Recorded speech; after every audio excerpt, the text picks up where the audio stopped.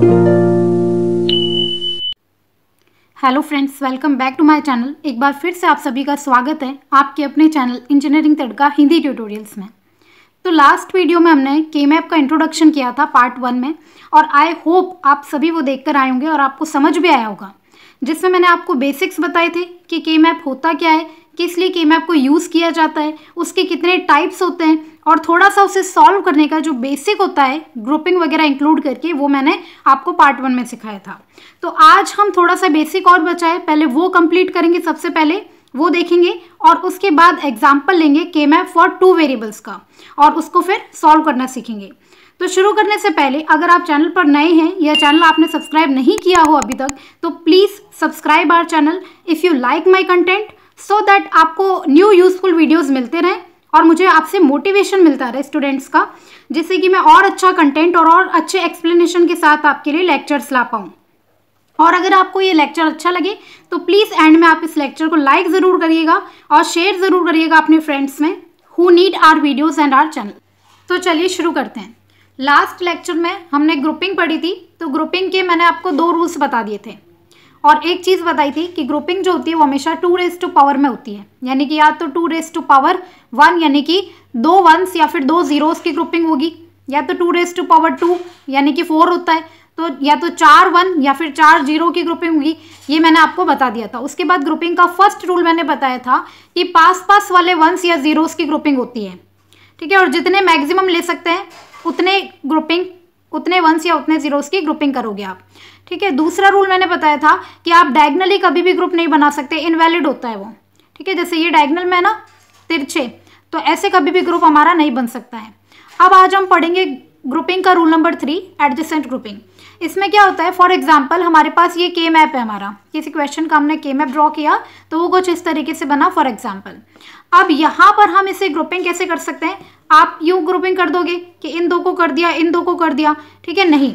मैंने आपको क्या बताया था कि मैक्सिमम नंबर ऑफ 1s की ग्रुपिंग होनी चाहिए, मैक्सिमम नंबर ऑफ 1s की ग्रुपिंग होनी चाहिए, ठीक है, लेकिन 2 रेज़ टू पावर में। तो यानी कि या तो 2 1s की ग्रुपिंग हो सकती है या तो 4 1s की ग्रुपिंग हो सकती है। तो 2 की तो हो रही है, लेकिन यहाँ पर 4 की भी हो सकती है। अब आप सोचोगे वो कैसे, क्योंकि यहाँ पर तो 2 ही दिखाई दे रहे हैं आपको। तो वो ये रूल होता है कि left hand side cells can be grouped with right hand side cells. इसका मतलब क्या है कि जो इधर के साइड लेफ्ट हैंड साइड वाले जो सेल्स होते हैं वो राइट हैंड साइड वाले जो सेल्स होते हैं, उनके एडजेसेंट सेल्स होते हैं, उनसे ग्रुप बनाया जा सकता है। इसका मतलब क्या है, आपको समझ नहीं आया तो समझिए। देखिए ये लेफ्ट हैंड साइड है, लेफ्ट हैंड साइड के सेल्स हैं लेफ्ट मोस्ट, ये राइट मोस्ट सेल्स हैं, ठीक है। अब ये सेल के एडजेसेंट कौन सा सेल है राइट साइड में, ये वाला, तो इन दोनों की ग्रुपिंग हो सकती है, ठीक है। वैसे ही मैंने अब यहाँ पर क्या लिखा हुआ है, 1 लिखा हुआ है, यहाँ पर 1 लिखा हुआ है, ठीक है। इस अकेले 1 की तो मैं कैसे ग्रुपिंग करूँगी, लेकिन इस 1 की इस 1 से ग्रुपिंग कर सकती हूँ, ठीक है, क्योंकि लेफ्ट हैंड साइड वालों की ग्रुपिंग उनके एडजेसेंट राइट हैंड साइड वालों के सेल से हो सकती है, ठीक है। अभी ऐसे नहीं करोगे कि ये यहाँ पर 1 है और एक यहाँ पर 1 होगा तो इसकी और इसकी ग्रुपिंग कर दोगे, नहीं, एडजेसेंट होना चाहिए। मतलब ये रो नंबर 2 है ना, 1 2, ठीक है, इस रो नंबर 2 का 1 और 2 इस रो नंबर 2 वाले से ही होगा। मतलब कहने का मतलब ये है कि एडजेसेंट से ही होगा, लेफ्ट साइड की राइट साइड वाले एडजेसेंट सेल्स से ग्रुपिंग हो सकती है। इसी तरह से जो टॉप वाले हैं, टॉप मोस्ट सेल है, उनकी ग्रुपिंग उनके एडजेसेंट बॉटम मोस्ट सेल से हो सकती है, ठीक है। जैसे ये वाले हैं, ये 1, ठीक है, इनकी ग्रुपिंग इनसे हो सकती है, इन 2 से हो सकती है, ठीक है। तो ये 2 1s की ग्रुपिंग की जगह हमने क्या कर दी, 4 1s की ग्रुपिंग कर दी, ठीक है। यहाँ से ये इन दोनों का टॉप मोस्ट से ये 2 सेल्स ले लिए और इनके एडजेसेंट बॉटम से ये 2 सेल्स ले लिए, ठीक है, 4 1s की ग्रुपिंग हो गई। सिमिलरली जो लेफ्ट और राइट की भी है, जैसा कि मैंने आपको बताया अभी, लेफ्ट और राइट की भी हो सकती है। तो लेफ्ट से ये मैं यहाँ से ले रही हूँ और इसका ही एडजेसेंट राइट में इधर से 1 ले लिया, इन दोनों की ग्रुपिंग हो गई, ठीक है। तो 2 ग्रुप्स बन गए हमारे पास। एक तो ये रेड वाला मार्क लगाया है जो 4 बार 1 का ग्रुप हो गया, एक ग्रुप 1, और ये हो गया ग्रुप 2, इन दोनों का 2 1s का, ठीक है। वैसे यहाँ पर मैं एरो बना रही हूँ कि टॉप मोस्ट की बॉटम मोस्ट एडजेसेंट सेल से ग्रुपिंग हो सकती है और लेफ्ट वालों की राइट वाला एडजेसेंट सेल से ग्रुपिंग हो सकती है। अब नेक्स्ट एक छोटा सा टॉपिक हम पढ़ रहे हैं, फॉर्म्स ऑफ बूलियन एक्सप्रेशन। हमारे पास जो हमारा क्वेश्चन में एक्सप्रेशन दिया होगा बूलियन एक्सप्रेशन, वो दो फॉर्म्स में हो सकता है, या तो वो एसओपी फॉर्म में होगा या तो पीओएस फॉर्म होगा। SOP means sum of product, यानी कि जैसे एग्जाम्पल है ये हमारा फंक्शन या फिर एक्सप्रेशन जिसे हम कहते हैं वो है, इसमें ए और बी दो वेरिएबल्स हैं जिनको अलग अलग फॉर्म्स में लिखा हुआ है मैंने यहाँ पर, कभी किसी को बार में, कभी किसी को बिना बार के। तो दो वेरिएबल्स हैं ए और बी, यहाँ पर ए और बी का प्रोडक्ट हो रहा है, यहाँ पर भी ए और बी का प्रोडक्ट है, यहाँ पर भी ए और बी का प्रोडक्ट है। तो पहले इन सभी का दो दो करके प्रोडक्ट किया हुआ है और उसके बाद इन प्रोडक्ट्स का सम किया हुआ है, इसलिए हम इस फॉर्म को क्या कहते हैं, सम ऑफ प्रोडक्ट, यानी कि प्रोडक्ट का सम। और एक पीओएस फॉर्म होती है जिसे हम कहते हैं प्रोडक्ट ऑफ सम। ठीक है, प्रोडक्ट ऑफ सम का मतलब क्या है, यहाँ पर पहले सम किया होगा वेरिएबल्स का, उसके बाद एंड में उन सब का प्रोडक्ट किया हुआ होगा। तो ये दो फॉर्म्स में आपको क्वेश्चन में एक्सप्रेशन दिया जा सकता है, या तो वो एसओपी फॉर्म में दिया होगा या तो वो पीओएस की फॉर्म में दिया होगा।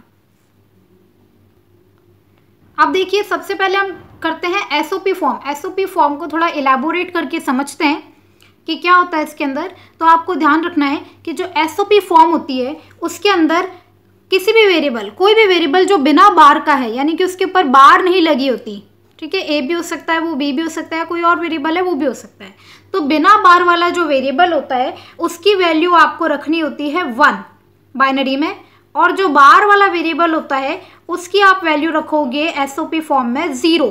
ठीक है, सिंपल है कि वेरिएबल सिर्फ वेरिएबल होगा तो उसका मतलब है 1, और अगर उसका बार होगा तो उसका मतलब है 0। किसमें, एसओपी फॉर्म की बात कर रहे हैं हम। तो यहाँ पर हम इस एक्सप्रेशन में इसकी वैल्यूज पुट अप कर देते हैं जो जहाँ पर लिखा हुआ है।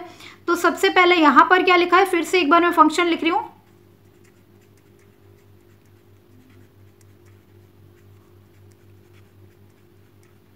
ठीक है, अब मैं इसकी वैल्यूज पुट अप कर रही हूँ।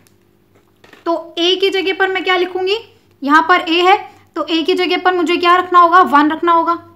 बी की जगह पर भी 1 रखना होगा। ए की जगह पर 1, बी बार की जगह पर 0, ए बार की जगह पर 0, बी की जगह पर 1। ये तो हो गई बाइनरी की बात। अगर हम इन इनपुट्स को, इन वैल्यूज़ को हम अगर डेसिमल नंबर सिस्टम में लिखें तो ये क्या हो जाएगी। डेसिमल नंबर सिस्टम आपको आई होप आता होगा, लास्ट वाले जो लेक्चर है पार्ट 1 उसमें भी मैंने आपको सिखाया था थोड़ा बहुत। और अगर फिर भी आपको ना आता हो तो मेरे चैनल में नंबर सिस्टम की जो वीडियो है, लेक्चर है, पूरा अच्छे से डला हुआ है। आप उसमें बाइनरी टू डेसिमल या decimal to binary conversion easily सीख पाएंगे। मैं आपको डिस्क्रिप्शन बॉक्स में उसका लिंक प्रोवाइड कर दूंगी और आई बटन पर भी दे दूंगी। तो चलिए आगे चलते हैं। तो इसको मैं directly binary to decimal convert करके लिख रही हूँ। 1 1 का मतलब क्या होता है डेसिमल में, 3। 1 0 का मतलब क्या होता है डेसिमल में, 2।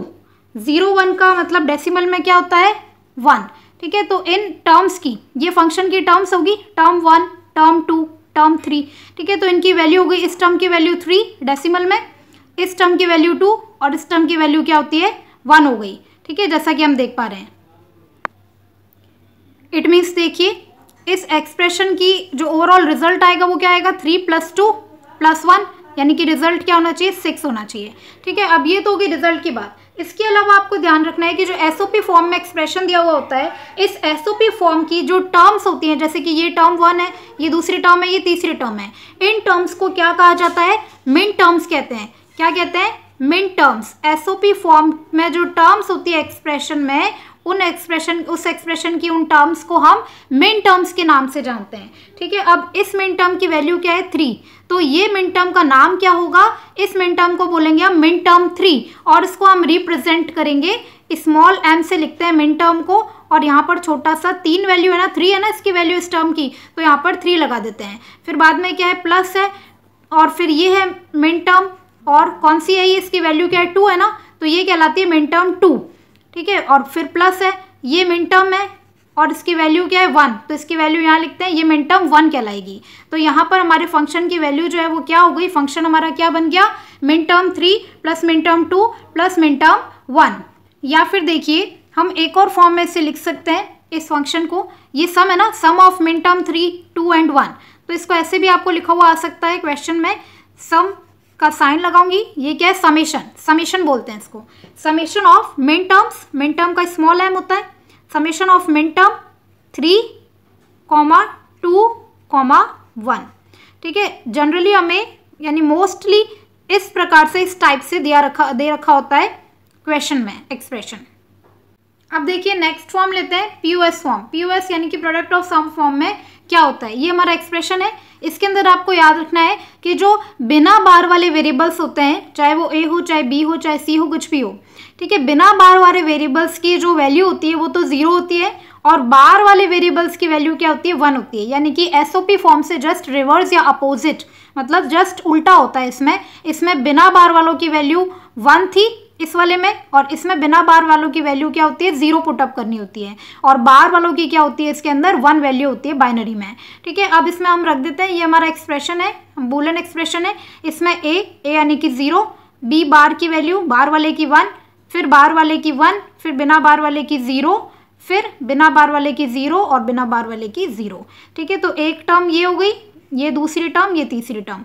ठीक है, अब वापस से ये तो बाइनरी में इसकी वैल्यूज हुई टर्म्स की, फर्स्ट टर्म की ये value, second term, third term.